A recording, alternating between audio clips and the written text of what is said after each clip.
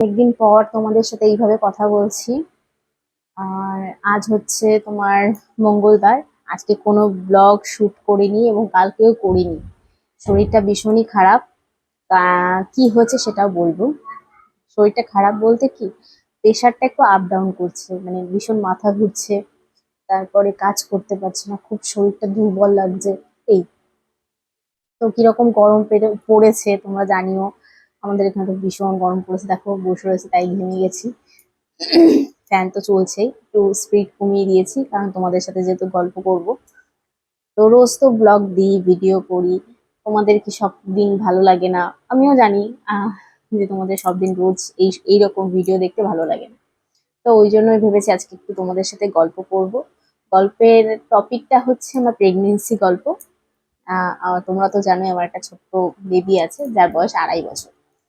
তো ও হচ্ছে জানুয়ারিতে হয়েছে আর কি 2022-এ। তো তোমরা হিসাব করে নাও বয়সটা তাহলে কত হয় ওর। তো সামনে আমাদের অ্যানিভার্সারি আসছে, সেটাও বলে দিচ্ছি। খুব সুন্দর ব্লগ পাবে তোমরা, আশা করছি। যদি শরীরটা সাথ দেয় আর কি। তো চলো তাহলে প্রেগনেন্সি গল্পটা শুরু করি। তো প্রথমে বলি আমার প্রেগনেন্সি গল্পের মাত্র 8 মাসে, একদমই 8 মাসের খুব একটা ছোট্ট একটা স্টোরি। যেটা প্রত্যেকের হয় 9 মাসে 10 মাসের হয়, সেটা আমার 8 মাসের হয়েছে। কারণটা বলছি তোমাদের। প্রথম দিকে সবাই খেতে পারে না, সবারই শরীর খারাপ হয়, বমি পায়, গা গোলায়, কিছু খেতে ইচ্ছা করে না, মাথা ঘোরে। প্রত্যেকেরই এটা হয়, হয়তো কারোর দুই একজনের হয়তো সিমটম আলাদা। দুই একজনের হয়তো বা শরীরটা ঠিকই থাকে, কিন্তু আমার মোটেও শরীরটা ঠিক ছিল না প্রথম থেকেই। তো আমার খুব খেতে ইচ্ছা করতো আমড়া দিয়ে টক ডাল, প্রথম থেকে একদম। প্রথমে তো যাই হোক 1-2 মাস খেতে পারিনি, তারপর থেকে 3 মাস থেকে আমার টক ডালটা খেতে ইচ্ছা করতো, সেটা আবার তো এইভাবেই কয়েকটা মাস গেল। আর আমার যেহেতু প্রথমে কি হয়েছিল, আমার পিসিওডি ছিল, সিস্ট ছিল। এই জন্য মানে কি বলবো, একটু লেট হয়েছিল। আর তাছাড়া আমরা একটু প্ল্যানিং করেই নিয়েছিলাম, আমাদের বিয়ে 2 বছর পরে আমরা বেবি নিয়েছি প্ল্যানিং করে। তো এবার কি হয়েছে প্রথম দিকে, ওরকম গেল মাঝামাঝি তোমার 6-7 মাস। তো মোটামুটি ছিলই, ভালোই ছিলাম, খাওয়া দাওয়া মানে মোটামুটি করতে পারছিলাম। এর মধ্যে আমার ফ্যামিলি থেকে, মানে আমাদের দুই পরিবার থেকে মিলে আমার সাধ দেওয়া হলো। সাধ দেওয়ার পর যেদিন আমার সাধ, আমার মনে আছে আমার সাধটা কবে। সাধটা হচ্ছে ডিসেম্বরের 13 তারিখে ছিল আমার সাধ। তো আর ডিসেম্বরের 14 তারিখে হচ্ছে তোমাদের দাদা ভাইয়ের জন্মদিন। তো বেশ খুব ভালোই ছিল, আমার ফ্যামিলি থেকে লোক ছিল সবাই আর কি, ওর ফ্যামিলির লোক ছিল সব। তো ওর বার্থডে সেলিব্রেশনটাও খুব ভালো মতো হয়েছিল। কিন্তু আমার স্বাদ হয়েছিল সোমবারে, মঙ্গলবার বুধবার, মানে বুধবার দিন আমার বাড়ির লোক চলে যাবে, মানে চলে যাবে মানে আমার বাবার বাড়ির লোক বাড়ি চলে যাবে। তা রীতিমতো তাদের খাওয়া দাওয়া সব ঠিক আছে, তারা বাড়ি চলেও গেছে। বিকেল বেলা, দুপুর বেলা, বিকেল তো না দুপুর বেলা 2:30 নাগাদ, তখন 2:30-3টে, এই টাইমে আমি চেয়ারে বসেছিলাম আমাদের বারান্দাতে। এই বারান্দাতে, এই বারান্দাতে বলতে আমাদের ঘরের পাশে যে বারান্দাটা ওইটা বসেছিলাম। হট করে কি হলো, আমি চেয়ার ভেঙে পড়ে গেলাম। পেটে লাগেনি, কোমরে লেগেছিল, পায়ে হাতে একটু ছুলে ঠুলে গেছিল, পড়ে গেছিলাম। ওই তখন আমার 7 মাস, ওই টাইমে আমি পড়ে গেছিলাম। বেশ ভালো কথা। রাত্রেবেলা জ্বর রীতিমতো, ব্যথা, ঠিক আছে সব ছিল। ঠিক আছে, ভগবানের আশীর্বাদে আমার বেবিটা ভালো আছে, মানে আমার ছেলে ভালো ছিল, কোনো সমস্যা হয়নি, বেশ ভালো কথা। তারপরও একবার আহ তখন 8 মাস হয়তো সবে পড়েছে, আমার মা বাবা এসেছিল আমাকে দেখতে। তো আমার শাশুড়ি সন্ধ্যা দিচ্ছে, তোমরা আওয়াজ পাবে। তো মানে 8 মাস তখন পড়েছে সবে। তখন গিয়ে আমি চৌকি থেকে পড়ে গেছিলাম, খাটের থেকে, মানে যে ঘরে আমার ভাই ঘুমায় এখন, ওই ঘরে, ওই ঘর থেকে পড়ে গেছিলাম চেয়ার থেকে, মানে বিছানা থেকে, চেয়ার থেকে বলছি, বিছানা থেকে পড়ে সেরকম একটা লাগেনি, তবে পড়ে গেছিলাম। ঠিক আছে, বেশ ভালো কথা। তারপরে কি হলো, একদিন হট করে সকালবেলা, যেদিন আমার দুঃখের কষ্টে বুক ফেটে যাওয়ার মতো অবস্থা, সারা রাত ভালো, সকাল থেকে বুকে ব্যথা করছে। আমি উঠে, মানে তখন শীতকাল ছিল। তো তখন কটা বাজে, 9টা 9:30 বাজে, আমি উঠেছি রীতিমতো। আমার তখন কোনো কাজ বাজ ছিল না, আমাকে আমার শাশুড়ি মা কাজ করতেও দেয়নি, অনেক যত্ন করেছে। এবার আমি কি হয়েছে, উঠেছি, ওঠার পর বুকে ব্যথা করছে, রীতিমতো বাথরুমে গেলাম, ওয়াশরুমে গিয়েছি। যাওয়ার পর তোমার ব্যথাটা কমছে না। তখন আমার মানে আমার শাশুড়ির মা, মানে আমার হচ্ছে দিদিমা শাশুড়ি ছিল, এখনো বেঁচে আছে। তো উনি ছিল, তো উনি আমাকে বলছে কি হয়েছে তো, আমি বলছি আমার এরকম বুকে ব্যথা করছে, ঠিক এই এই পোর্শনটা ব্যথা করছে। নিয়ে কি হলো, ব্যথা করছে, কমছে না সারাদিন।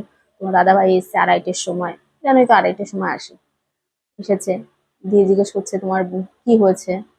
আমি বললাম যে এরকম ব্যথা করছে। ওই দিনটা গেল, ওইভাবেই গেল দিনটা। রাত 9টার সময় ব্যথায় থাকতে পারছি না। তখন আমাকে আমাদের লোনাগঞ্জ মোড়ে ডাক্তারের দোকান থেকে উনি আমাকে সাজেস্ট করলো যে গ্যাসের থেকে হতে পারে, উনিও বুঝতে পারিনি আর কি, গ্যাসের থেকে হতে পারে, তো ওকে পেন কিলার দিতে হবে, মানে ইঞ্জেকশন দিতে হবে। এবার রীতিমতো এখানে একটা দিয়েছে, এখানে একটা, এখানে একটা, দুটো মানে 3টে দিয়েছে মোট ওই রাতে। দেওয়ার পর বাড়ি এসছে, একটু হয়তো ব্যথাটা কমেছে, সারা রাত দাপড়েছি ব্যথা, একটু কমেছে, তারপর থেকে আবার ব্যথা।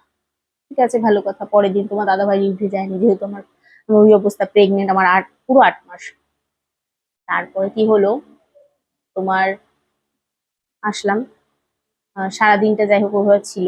তারপর ডাক্তার দেখালাম, আমাদের এখানে নার্সিং হোম আছে, ওখানে ডাক্তার দেখালাম। তা উনি বললো যে ইউএসজিটা করে ফেলো। উনিও আফসোস মানে সন্দেহ করছিল আর কি যে স্টোন আছে। তারপরে তোমার কি হলো, ডাক্তার দেখালাম, দেখিয়ে রিপোর্টও করলাম, রিপোর্ট ইউএসজি রিপোর্ট করলাম। ইউএসজি রিপোর্ট করার ঠিক 8 ঘন্টা পর বললো কি, আধ ঘন্টা কি 1 ঘন্টা পর আসো, এসে রিপোর্টটা নিয়ে যাও, যেহেতু আমাদের এমার্জেন্সি ছিল, কি হয়েছে, আর প্রেগনেন্ট যেহেতু। তারপরে হ্যাঁ, স্টোন, কি বলবো, মানে আমাকে যে দেখতো, মানে যে ডাক্তারের গার্ডে আমি ছিলাম, সে হচ্ছে আমার আমার হাজবেন্ডের ফ্রেন্ড, ক্লোজ ফ্রেন্ড, মানে একসাথে পড়াশোনা করতো। আর ডাক্তার হচ্ছে সে দেবিকা নাম, ডাক্তার লেডিস ডাক্তার। তো আমি প্রথম থেকেই চেয়েছিলাম যে আমার একটা লেডিস ডাক্তার হোক, আমার একটু বেশি কমফোর্ট হয়, আমি সব কথাবার্তা বলে আমি শান্তি পাই আর কি। এবার সত্যি ভীষণ ভালো ডাক্তারটা, ভীষণ ভালো, আমার সাথে যেইভাবে ব্যবহার করেছে খুব ভালো। তো এবার বলুন, 8 মাস তখন চলছে, 8 মাস 10 কি 15 দিনের মাথায় আমার, তো 8 মাস 15 দিন, 10-15 দিনের মাথায় আমার ডেলিভারি করা হলো। আর ওই আমার যে স্টোনটা দেখা দিয়েছিল সেটা হচ্ছে তোমার স্বাদের পরপরই, স্বাদের পরপরই দেখা দিচ্ছে। তো এই হচ্ছে, তারপর আমার তো সিজার হলোই। এই আমার দাদা ভাই, মানে তোমাদের দাদা ভাই আর কি, সবাই, আমার মা বাবা শ্বশুর শাশুড়ি সবাই, সবাই ভীষণ পরিমাণে ভেঙে পড়েছিলাম যে কি হবে, এরপরে কি আছে। আর ওরকম ব্যথায় আমি কি বলবো, এত কষ্ট পেয়েছি ভগবান জানে। মানে ওই ব্যথা যাদের হয়, অ্যাকচুয়ালি এখন প্রায়ই স্টোন, সবারই স্টোন। তো তারপরে তোমার খাবার দাবারের কথা বললে আমার ভীষণ কান্না পায়। শুধু সেদ্ধ ভাত, ডিম দিয়েছিল, মানে তখন তোমার প্রোটিন খেতে হতো না, আমি কিছুই খেতে পারিনি। তো ডিম দিয়ে তো, ডিমের কুসুমটা বাদ দিয়ে রাখতো, মানে ডাক্তারই বলেছিল যে বাদ দিতে। তারপরে কি হলো, তোমার ডিমের কুসুম খেতাম না, দুধটা প্রথমে খেতাম না, অ্যাভয়েড করতাম। তারপরে ডাক্তারকে বললাম যে দুধটা কি খাওয়া যাবে, আর শুধু আলু সিদ্ধ ভাত, না তেল ছাড়া, লবণ ছিল, তেল ছাড়া ঝাল ছাড়া কিভাবে খাওয়া যায়, খেতে পারতাম না। জল ঢেলে ঢেলে, গরম ভাতের মধ্যে জল ঢেলে ঢেলে কতদিন খেয়েছি। হ্যাঁ ভাই, দাঁড়াও দাঁড়াও, তো মৌনেশ ডাকছে। তো এরকম ভীষণ কষ্ট করেছি। যাই হোক, এরকম কষ্টটা কেউ যাতে কারোর জন্য না হয়, এটাই চাওয়ার। এই ছিল আমার প্রেগনেন্সি, আমি ঠিক করে খেতেও পারিনি। খুব কষ্ট হয় এখন ভেবে যে আমি কিছু খেতে পারিনি। আমার খুব খুব খেতে ইচ্ছা করতো ওই টাইমটা, কিন্তু কিচ্ছু খেতে পারিনি। একদিন তো আমার যখন 5 মাস, তখন তোমার একটু চিকেন এনেছিলাম, তো চিকেন কিচ্ছু খেতে পারতাম না। তো চিকেন এনেছিল, উম, আমার হাজবেন্ডই রান্না করেছিল, মানে তোমাদের দাদাভাই রান্না করেছে, আমি খেতেও পারিনি। একটুখানি একটুখানি ভেঙে নিয়েছি, তারপরে ফেলে দিয়েছি, ফেলে দিয়ে ও খেয়ে নিয়েছে। তারপরে কি খেয়ে ওই বমি হয়ে গেছে আমার সঙ্গে সঙ্গে, আমি প্রচুর বমি করেছি। আর যেদিন আমার তো কল্যাণীতে ডেলিভারি হয়েছিল, কল্যাণীতে তোমার রেনবো নার্সিং হোমে। তো আমি যখন যাই, মানে আমার ডেলিভারি হয় রবিবার দিন, আর তার আগের দিন আমি যাই। তো কল্যাণীতে এক দাদা বাড়িতে ছিলাম সেই রাতটা। মা ছিল, তারপরে তোমার দাদা ভাই ছিল, তারপর আমার আর যা ছিল, ভাসুর ছিল, মানে যাদের বাড়িতে আমরা যাই আর কি, ওরা ছিল। ছেলেটা ছিল, তখন মেয়েটা হয়নি, ছেলেটা ছিল। তো তখন যাই, ট্রেনের ভেতরেই রানাঘাট ঢুকেছে হয়তো, তখনই বমি করে দিয়েছে সঙ্গে সঙ্গে।